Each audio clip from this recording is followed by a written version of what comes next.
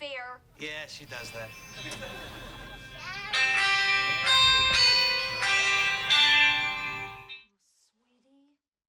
Еј, Добро, Сани, јави му се на Стефан, преку глава ми е мина да ми звони за тебе да те добија. Стефанија, значи возрастни луѓе сме, не можам со месеце се расправам за истите работи. Прв пат у живот блокирам некој, тоа е он, крај значи крај. Ама сега мене ме замара и јас што да Да му правам? кажеш да порасне и да прифати дека не сме заедно веќе. Добро. И не ми кажувај што сте разговарали, не ме интересира. Извини од негово име. Ајде, Стефи, чао. Same rules as when we were dating.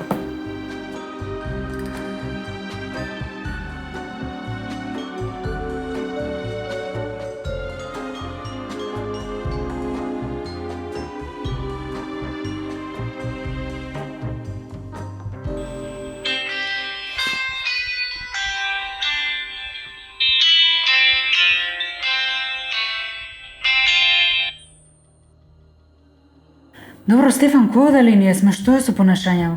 Не е Стефан. Слушај, Сандрич, многу ми се свиѓаш и слушнав дека имаш многу таленти. Кој е? Може ли да пројдам да се видиме? Гледам тука слики од тебе и баш мислам дека би си одговарале.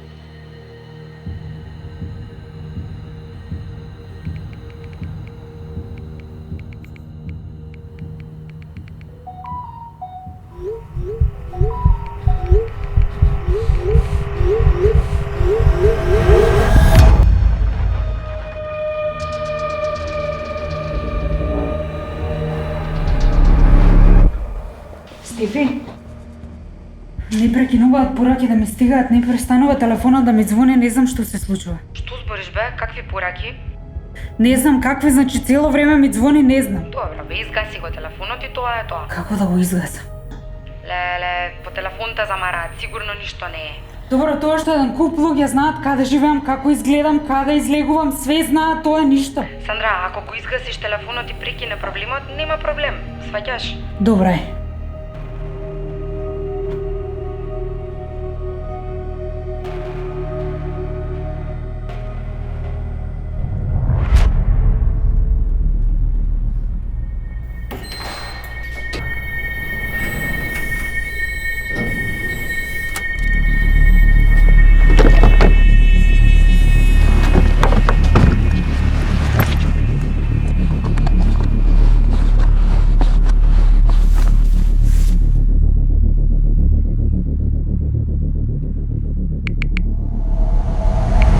Во моментов, една од 10 жени до својата 15 година веќе искусила некаков вид на сајбер насилство.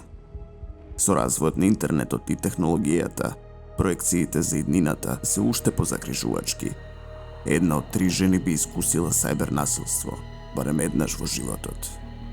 Ниту кај нас, ниту кај земјите од Европската Унија, во моментов не постои конкретна законска регулатива за сајбер насилство. Виртуелниот насилник остава траги во реалниот свет. Пријави го.